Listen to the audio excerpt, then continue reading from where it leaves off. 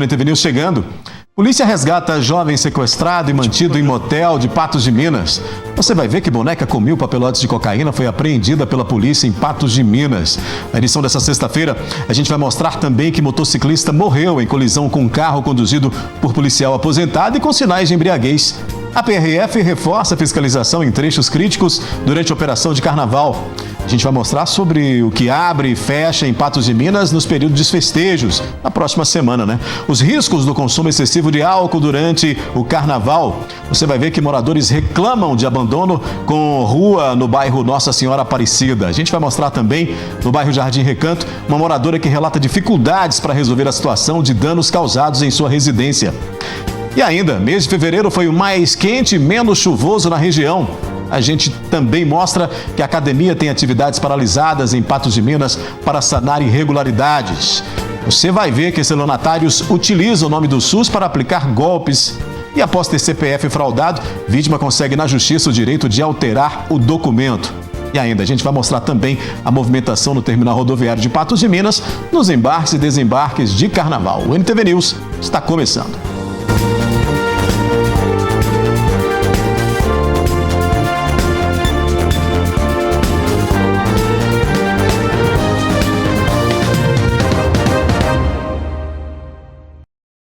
Dois passageiros de um ônibus foram presos suspeitos de tráfico de drogas na BR-146 em Patos de Minas.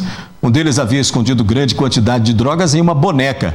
O ônibus saiu de São Paulo com destino ao estado da Bahia. Com a ajuda da Roca, o cão farejador sinalizou algo suspeito na mochila do passageiro de 45 anos, mas nada foi encontrado. Entretanto, debaixo do assento dele, haviam 3 barras de substâncias semelhantes à pasta base de cocaína. O passageiro negou que a droga pertencia a ele e que tinha apenas um cigarro de maconha. Porém, testemunhas disseram à polícia que o homem demonstrou nervosismo com a presença dos militares e tentou envolver outro passageiro no crime. Nesse mesmo ônibus, outro passageiro também foi flagrado com drogas escondidas em uma boneca. O homem de 22 anos transportava 1.000 papelotes de cocaína, 50 comprimidos de êxtase, uma porção de MD e 2 porções de ice dentro da boneca. A polícia estima que com essa ação, o prejuízo ao crime organizado foi de cerca de R$400 mil. Pois é, os suspeitos foram presos e contaram à polícia que as drogas seriam vendidas durante as festividades do carnaval.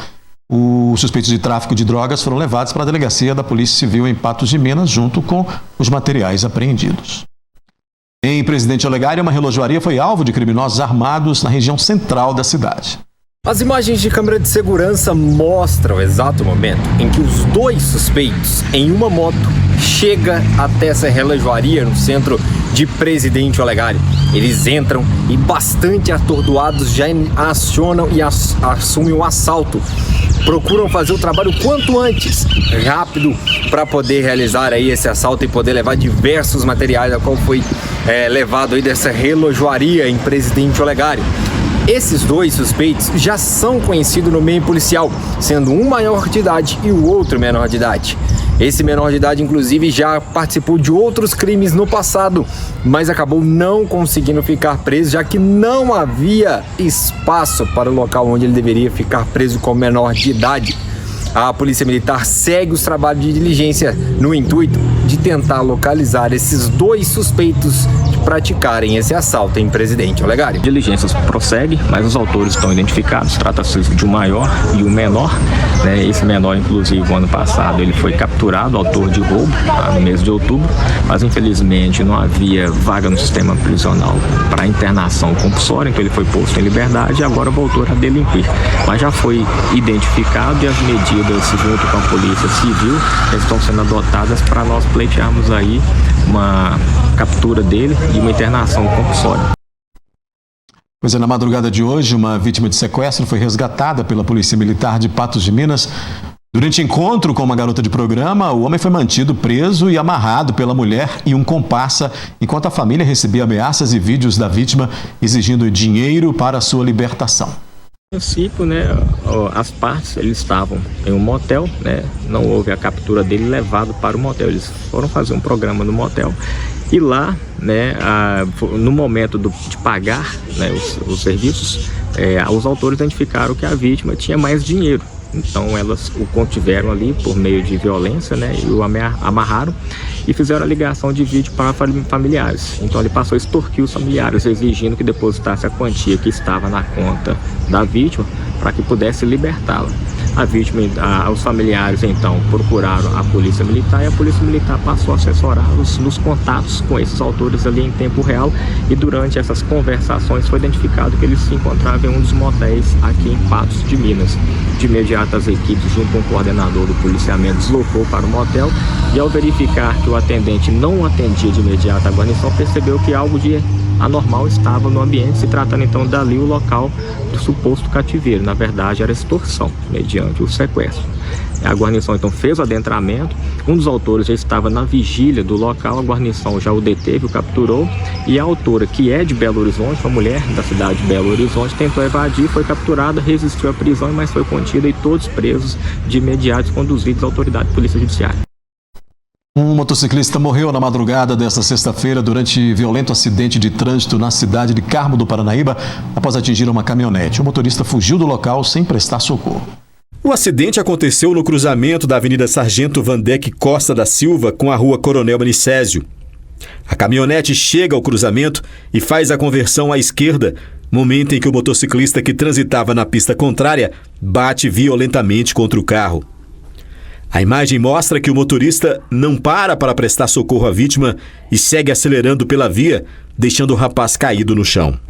Gabriel Teodoro Silva Souza, de 18 anos, chegou a ser socorrido pelo SAMU, mas não resistiu aos ferimentos e faleceu. O motorista da caminhonete é um sargento aposentado do estado de Goiás, de 60 anos. Durante a abordagem policial, ele apresentava sinais de embriaguez, com fala desconexa, olhos vermelhos e odor etílico. Olha só, os policiais localizaram com o sargento aposentado um revólver calibre 38, municiado com 5 cartuchos intactos, mas sem registro em seu nome.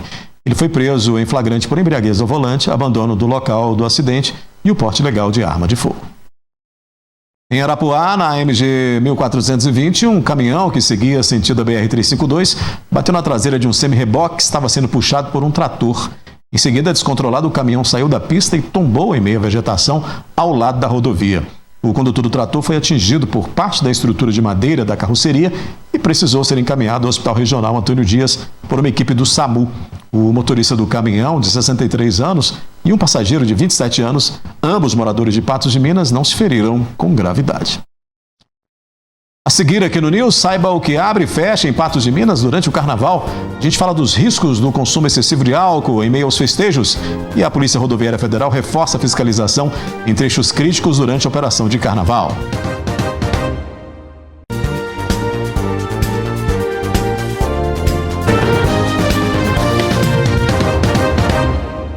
A Polícia Rodoviária Federal realiza a Operação Carnaval com reforço nas fiscalizações de alcoolemia, de excesso de velocidade e de prevenção de acidentes nos trechos mais críticos. A operação se iniciou nesta sexta-feira e estará acontecendo até a quarta-feira de cinzas em toda a região. As equipes foram reforçadas em busca de servir melhor a comunidade. A gente lembra a todos que a Operação Carnaval ela é a última operação dentro de uma mega operação, que é a Operação Rodovida, que se iniciou em meados de dezembro. Garantimos aí a segurança do pessoal no Natal, no Réveillon, nas férias de janeiro, e agora a gente encerra, essa grande mobilização. E o objetivo, claro, é garantir a segurança de quem vai pegar a estrada, seja quem vai fazer uma viagem mais longa para algum lugar mais distante, ou seja quem vai ficar aqui na região mesmo e vai para os sítios, para as chácaras, para curtir um carnaval, talvez um pouco mais calmo, ou mesmo que um pouco mais agitado, mas o nosso objetivo é a segurança de todos. E como é que vocês estão fazendo? Em alguns pontos em específico das estradas, vocês estão fazendo blitz, parando, verificando, como é que está funcionando? Perfeito. Estamos com reforço de policiamento, as equipes elas estão ao longo do trecho aí se deslocando, justamente em razão do reforço, há mais policiais trabalhando, estaremos com os radares funcionando, inclusive a nossa preocupação no uso do radar são o início e o final do carnaval, que é justamente o pessoal que tem de fazer viagens mais longas, E aí às vezes o motorista se empolga um pouco e a gente sabe que tem motorista aí que pega a rodovia essa época do ano, que não é aquele motorista que tem muita intimidade com a rodovia. Então o objetivo é desestimular maus comportamentos. Mas o etilômetro funciona ao longo de todo o período, mas a gente foca mais nos etilômetros já a partir partir de sábado, domingo, segunda, terça e quarta também na volta para casa, porque é o pessoal que vai para as imediações aqui e é aquele motorista que acha que daqui ali não dá nada, e é justamente onde nós temos os grandes índices de acidentes, né? Aqueles resultados os mais trágicos possíveis, infelizmente. Mas a gente recomenda, então, o motorista que vai se programar para uma viagem mais longa, que ele tenha alguns determinados horários que ele dê preferência para estar na rodovia, porque teremos restrição para os veículos longos. E quais são as orientações para o pessoal que está em casa, que vai às vezes viajar para encontrar a família ou vai para alguma festa? Quais são as orientações para manter a segurança e não causar nenhum tipo de tumulto nas estradas? Isso, inicialmente, né, para viagem longa, é que o motorista dê aquela revisão no veículo e programe a viagem. A programação evita que o motorista fique ansioso e, por isso mesmo, ele não estando ansioso, ele não vai nem abusar da velocidade, nem fazer aquelas manobras mais arriscadas, como ultrapassagens em locais onde o fluxo de veículos não garante segurança. Para o pessoal da região, é claro, né, que a revisão do carro também é importante, mas, eventualmente, se não deu tempo, pelo menos lembrar de calibrar os pneus. Obviamente, no carnaval, a nossa preocupação, mais uma vez, é com o uso de álcool, então quem for dirigir não ingira bebida alcoólica, até porque a gente não tem condição de afirmar com precisão científica por quanto tempo o álcool fica no organismo. Isso varia no organismo de cada pessoa, da quantidade de álcool que cada pessoa ingeriu, se estava cansado ou descansada. Existem muitos fatores aí que não permitem que a gente dê uma resposta precisa, né? Então, primar aí por essa segurança. Todos os ocupantes do veículo devem estar com cinto de segurança, todo mundo deve estar com o documento de identificação, o veículo deve estar aí numa condição de habitabilidade razoável, né? Até para o motorista também não se sentir desconfortável, e fazer a programação sempre, lembrar que é carnaval, que o mundo não acaba, né? Na quarta-feira em diante a gente volta à vida normal, e aí eventualmente lembrar que se tomou uma multa vai ter que pagar, né? Ninguém quer isso. Então aproveite o carnaval com tranquilidade. A respeito dos horários em que vamos ter a restrição dos veículos longos aí, a gente lembra que é na sexta-feira, dia 28, das 16 às 22 horas, no sábado já, dia 1º de março, das 6 da manhã até o meio-dia. Então, esses veículos mais longos, mais pesados, não vão estar na rodovia. Você vai pegar uma rodovia com mais fluidez do trânsito, o que não é desculpa para acelerar, né, para abusar da velocidade. E na volta para casa, segue a mesma lógica. Na terça-feira, da volta para casa das 16 às 22 e já na quarta-feira de cinza, na parte da manhã, de 6 ao meio-dia. Por falar no assunto, é preciso não descuidar com a saúde neste período de festas, quando muitos acabam abusando do consumo de bebidas alcoólicas. Durante o carnaval, é comum que muitas pessoas consumam bebidas alcoólicas diariamente, sem se preocupar com os impactos para a saúde. Mas afinal, existe uma quantidade considerada segura para evitar riscos?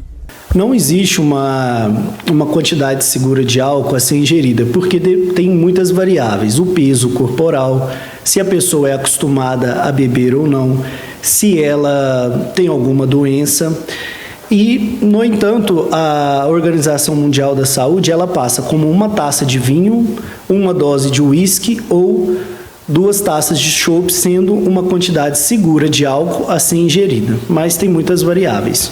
Para quem já tem problemas cardíacos, o carnaval exige ainda mais atenção. O próprio álcool ele pode causar insuficiência cardíaca quando usado de forma continuada por um longo período, e ele também pode exacerbar problemas de base que o paciente já tenha, como insuficiência cardíaca, hipertensão arterial. Então, sim, ele pode causar problemas e sobrecarregar o coração. Uma prática comum entre os foliões é misturar bebidas alcoólicas com energético, mas essa combinação pode trazer consequências graves para o organismo. Poucas pessoas sabem dessa informação, mas o álcool com energético pode provocar uma arritmia cardíaca, chamada de arritmia do pós-feriado. Na maioria das vezes é a fibrilação atrial. O paciente apresenta palpitação, sensação de sufocamento, sudorese, coração disparado, e ele pensa que aquilo ali é só devido ao quadro da ressaca, mas em alguns casos isso pode ser arritmia cardíaca.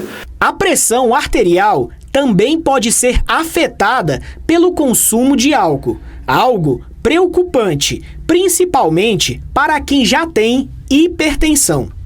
O álcool ele é fator de risco para outras doenças, como ganho de peso, diabetes, aumento do colesterol, do triglicérides. O paciente entra na síndrome metabólica. E Juntamente com isso, a pressão arterial vai se elevar. Então, diminuir o álcool ajuda a reduzir a pressão arterial. E para aqueles que querem curtir a festa e sem se descuidar da saúde, o cardiologista dá algumas recomendações essenciais para um carnaval com mais equilíbrio e menos riscos. Sempre se atentar ao teor alcoólico da bebida que está sendo ingerida. Algumas bebidas têm o teor alcoólico alto, outras mais baixo.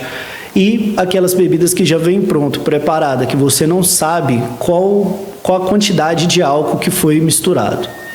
A gente também orienta a não pular refeições, sempre se bebeu durante o dia, hidratar bastante, fazer uma refeição à noite para depois retornar, se for o caso, a ingerir bebida alcoólica. Tá certo. E curtir o carnaval com responsabilidade, né, doutor? Com certeza. E se atentar, se a pessoa tem alguma doença de base que é contraindicado o uso de bebida alcoólica, não deve fazer. A gente segue falando de carnaval. Quem vai curtir a folia ou mesmo permanecer em casa, longe dos festejos, deve ficar atento, pois alguns serviços em Patos de Minas terão funcionamento alterado. Na administração municipal de Patos de Minas, a segunda e a terça-feira de carnaval serão pontos facultativos, mantendo os atendimentos nos setores com serviços essenciais. O expediente volta ao normal na quarta-feira de cinzas. O comércio patense não deve abrir nos dias 3 e 4 de março. De acordo com o Sindicomércio, na segunda-feira comemora-se o Dia do Comerciário, podendo os empregadores optar pela abertura ou não de seu estabelecimento comercial nesse dia, sem prejuízo ao Dia do Comerciário. A terça-feira de carnaval não é feriado, mas de forma facultativa, o empresário poderá utilizar as horas excedentes do Natal para compensar este dia, caso opte por não abrir o comércio. As unidades de atendimento integrado, UAIs, não terão expediente no período de sábado até quarta-feira. O funcionamento será retomado na quinta-feira em todo o estado. O Instituto de Previdência dos Servidores do Estado de Minas Gerais, o IPSENG, informou que os dias 3, 4 e 5 de março serão pontos facultativos. Sobre o expediente bancário, a Febraban informou que não haverá atendimento presencial nas agências nos dias 3 e 4 de março, segunda e terça-feira, considerados feriados bancários durante o período de carnaval. As compensações bancárias não serão efetivadas nestas datas, incluindo a TED. O Pix, que funciona 24 horas todos os dias, inclusive em feriados, poderá ser feito normalmente. O atendimento nos bancos será retomado na quarta-feira de cinzas. Daqui a pouco aqui no News, mês de fevereiro foi mais quente e menos chuvoso na região. Moradores reclamam de abandono com rua no bairro Nossa Senhora Aparecida. E no bairro Jardim Recanto, uma moradora relata dificuldades para resolver a situação de danos causados em sua residência.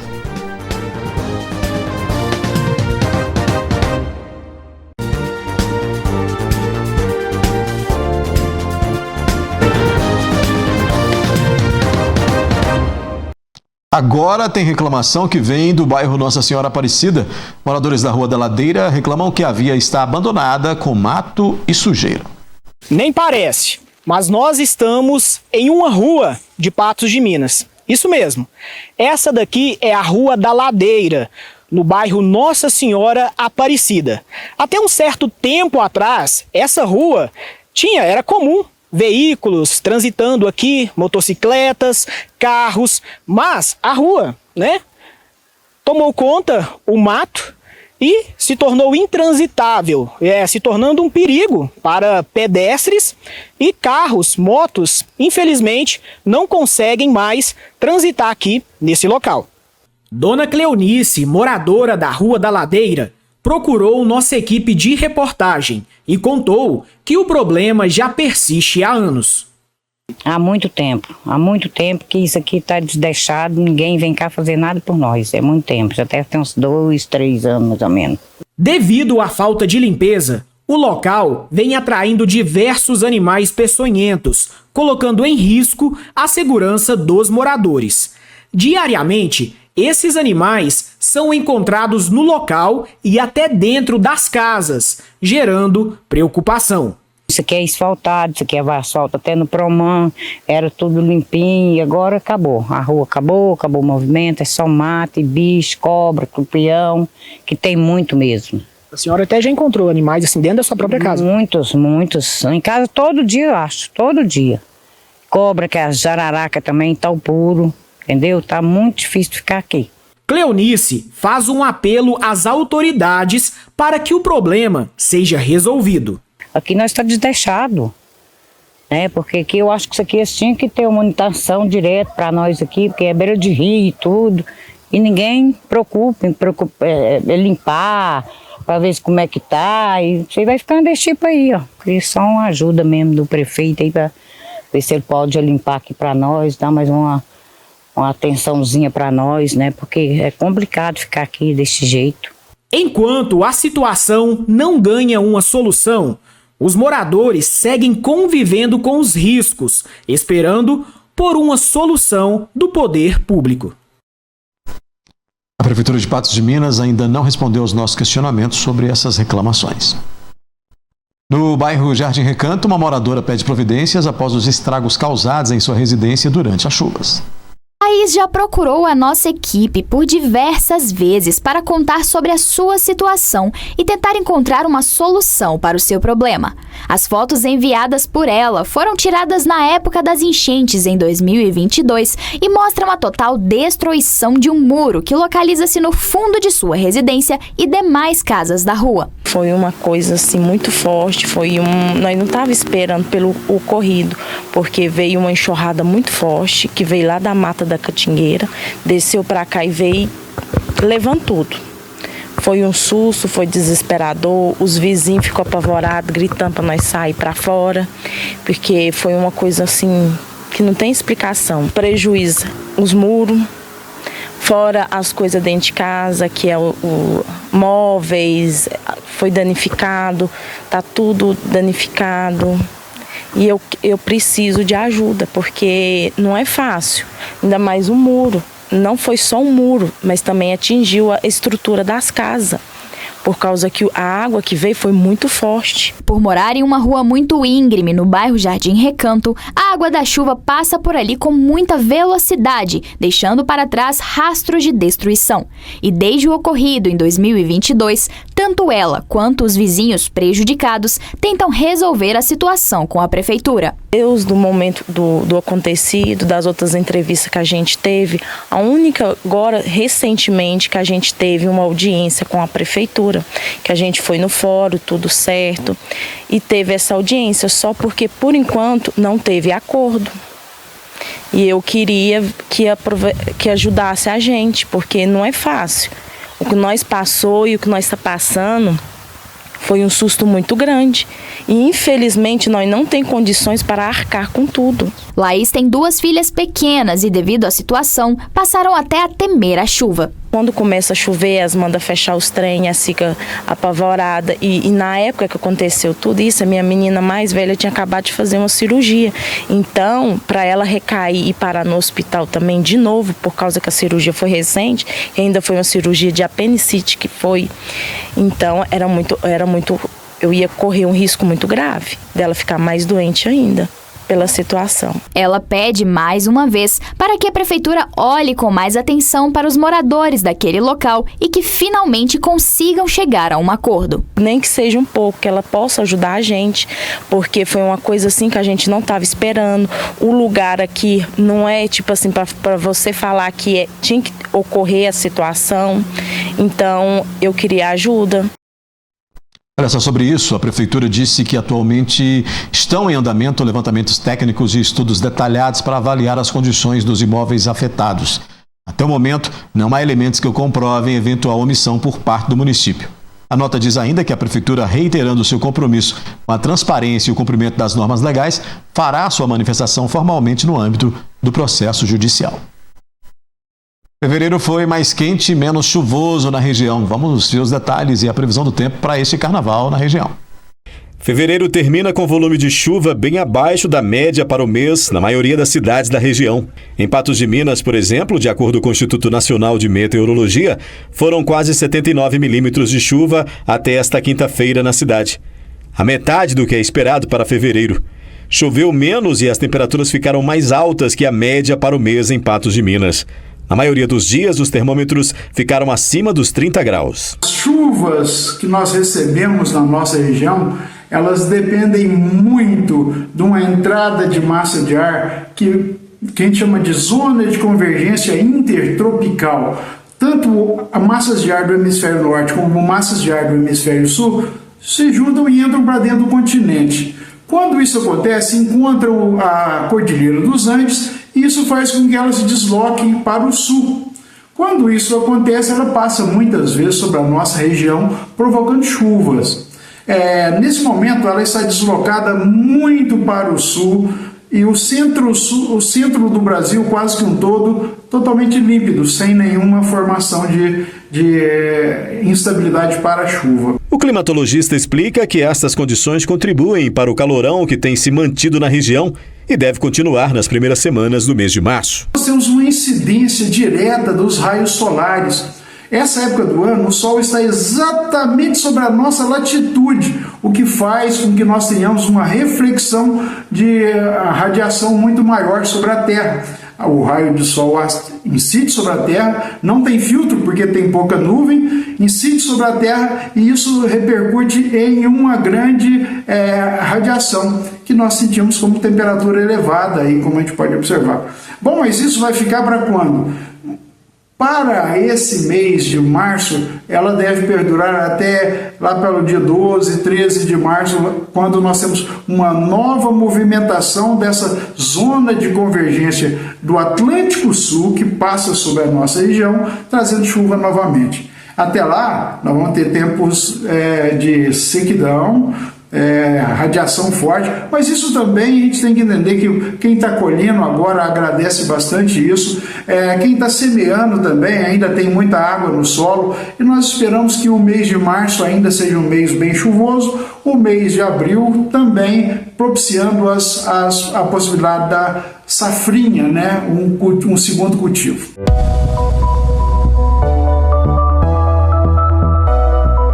Previsão do tempo. E o fim de semana de carnaval será com tempo firme no Alto Paranaíba e Noroeste Mineiro.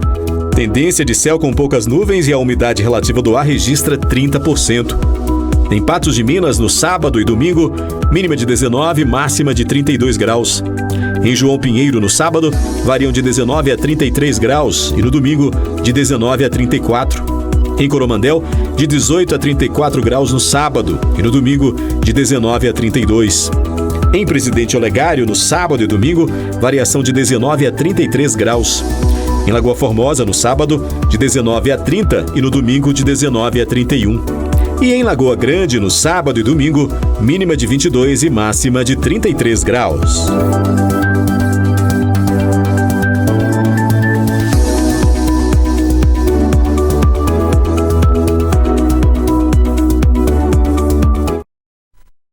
A seguir aqui no News, o que é a desconstituição de paternidade e como é aplicada. E ainda, a academia tem atividades paralisadas em Patos de Minas para sanar irregularidades.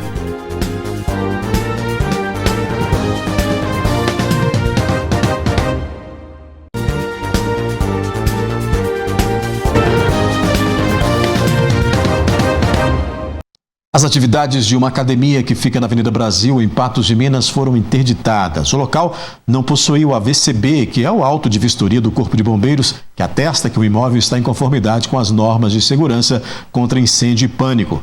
Não possuía alvará de funcionamento da prefeitura e ainda gerava ruído à vizinhança acima do permitido pela lei.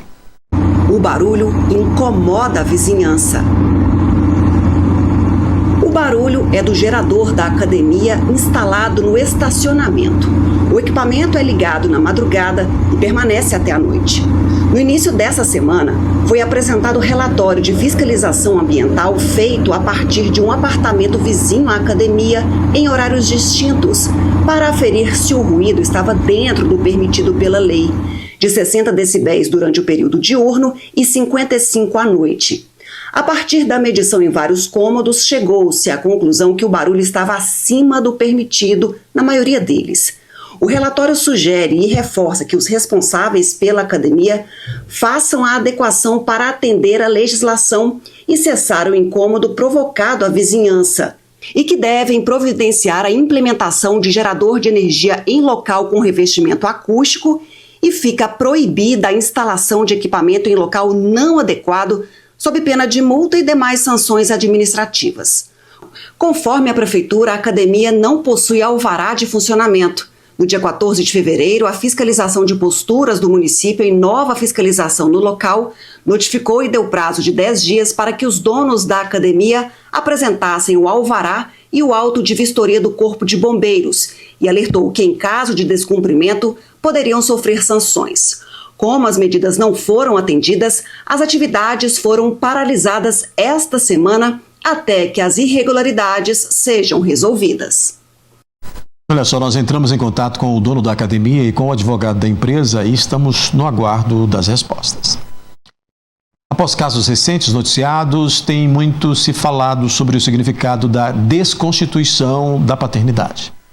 A desconstituição de paternidade é um procedimento jurídico que entrou em vigor recentemente, que rompe o vínculo entre um pai e um filho. Pode ser solicitada por diversos motivos, como erro de identificação, adoção ou ausência de vínculo socioafetivo. Nós temos uma decisão recentíssima do STJ, que é o Superior Tribunal de Justiça, que considerou que é possível fazer essa desconstituição da filiação biológica. Então, lá na sua certidão de nascimento, nos seus documentos em que consta o pai e a mãe biológico, hoje, por essa decisão, é possível que você retire por falta de vínculo socioafetivo, tanto com a mãe ou com o pai. E quem não se lembra dos irmãos Cravinhos, responsáveis pela morte de Manfred e Marisia von Richthofen?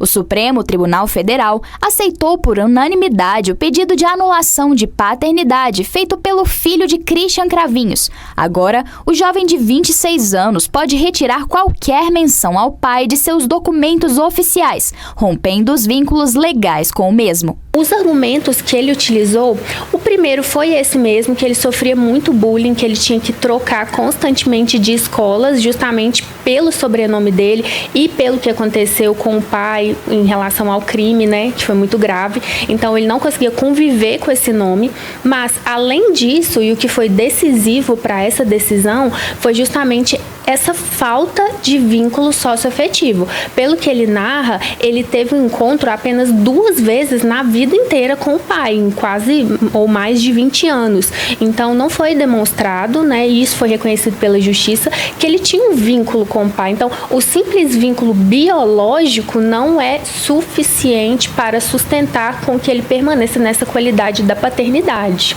No ano de 2009, o rapaz entrou em um processo para anular essa paternidade. No entanto, Christian recorreu à justiça e questionou a decisão. Por isso, o caso precisou de um novo julgamento em 2025, que foi favorável ao filho. Esse é um caso emblemático que foi proferido pelo STJ, que é o Superior Tribunal de Justiça, e aí cria um precedente. A gente não tem uma regulamentação, por ser um caso muito novo, de como isso vai dar. Por exemplo, o contrário, que é o reconhecimento da filiação socioafetiva, nós temos inúmeros provimentos do CNJ, isso pode ser feito até pelos cartórios. Agora, esse caso da desconstituição da filiação socioafetiva, como é muito novo, apenas pode ser feito judicialmente. Não tem nenhuma regulamentação para que isso seja feito extrajudicialmente, que seria fora da justiça. Mesmo que o filho de Cravinhos seja maior de idade, o procedimento também pode ser realizado por um responsável, caso a criança seja menor de idade, levando em consideração os motivos já citados. Se for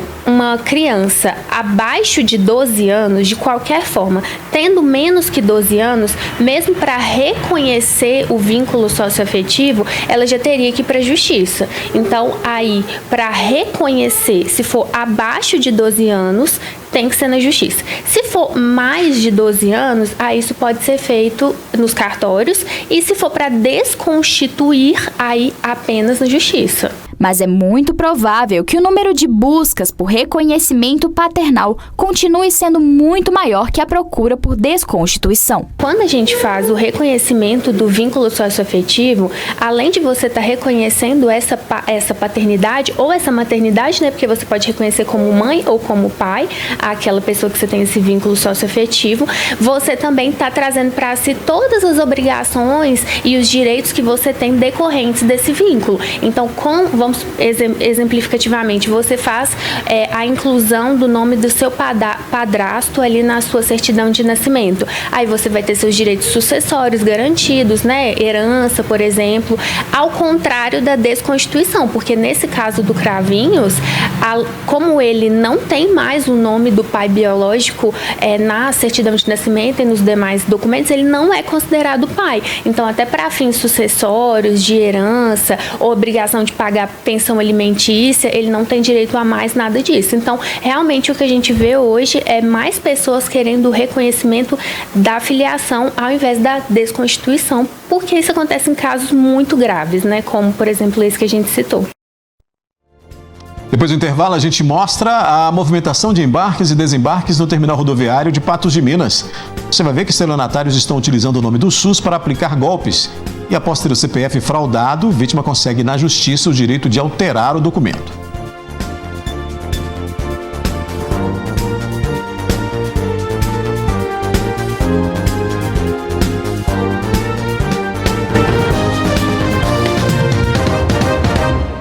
Criminosos têm utilizado o nome do SUS para aplicar golpes. Eles entram em contato com as vítimas para supostamente agendar procedimentos, mas a intenção é roubar os dados dos alvos de estelionato. As recentes denúncias estão relacionadas a ligações telefônicas feitas por supostos profissionais de saúde aos usuários dos serviços do SUS. 2 moradoras relataram a ligação de um homem afirmando ser do SUS. Uma das moradoras, assim que recebeu a ligação, o rapaz falou um nome diferente do nome dela, mas ali um nome bem parecido. E ela questionou a ele se seria de Minas Gerais ou se seria de Brasília, porque o DDD dele era 61. Ali o homem desconversou e disse que ela tinha que ficar na linha para que, se o contato dela fosse removido, ela teria que informar ali o número de SMS que ele iria passar. A outra moradora da cidade de Vazante também recebeu essa mesma ligação e o rapaz disse que seria pelo motivo de uma cirurgia de uma pessoa que ela não conhecia. E para retirar o nome dela desse contato, das listas de ligações do sistema, ele disse também que enviaria esse SMS para que o contato dela fosse retirado. Mas assim que a pessoa recebeu ali o SMS, ela já falou para ele que não ia informar código nenhum e que sabia que não precisava desse procedimento para tirar o contato da lista, né, de telefônica, lista de transmissão. A moradora ainda foi intimidada por esse homem que disse que se a pessoa perdesse a cirurgia, ela seria responsabilizada. Aí um alerta para todo mundo, que a gente não liga pedindo dados de paciente. Então ligou e falou, é do posto de saúde, eu queria seus dados, utilizar seus dados. Isso não, aí desliga a ligação, porque a gente coleta dados da seguinte forma, ou o agente de saúde, ou a pessoa mesmo que vai na unidade de saúde para atualizar seu telefone, seus dados. Então alguém receber uma ligação nesse sentido, pode desligar e tudo, que é golpe, que a gente não faz esse tipo de serviço. Nem pedir informação e nem cobrar dinheiro, né? Que tem muita gente que ainda liga falando, seu parente está internado, ou na Santa Casa, ou no regional, precisa fazer um procedimento que vai ser tantos reais. Se você não depositar agora, o paciente vai morrer ou vai acontecer alguma coisa. Também já teve golpes nesse sentido. Então, o serviço público não pratica esse tipo de atividade. Então, recebeu alguma ligação dessa, se for parente internado, desliga, liga no hospital, certifica, porque provavelmente pode aí ser algum golpe e acabar caindo. É importante ficar atento a qualquer ligação duvidosa e informar as autoridades para que haja alguma providência. Recebeu algum tipo de ligação nesse sentido? Entre em contato com a ouvidoria, principalmente a da saúde, 3822-9101, para registrar isso, para a gente ficar sabendo até e fazendo esse tipo de alertas. Tanto quanto falando de pacientes internados, quanto de dados aí se passando por agente de saúde. E se passando por agente de endemias também, que algumas vezes a gente tem alguns casos relacionados a isso.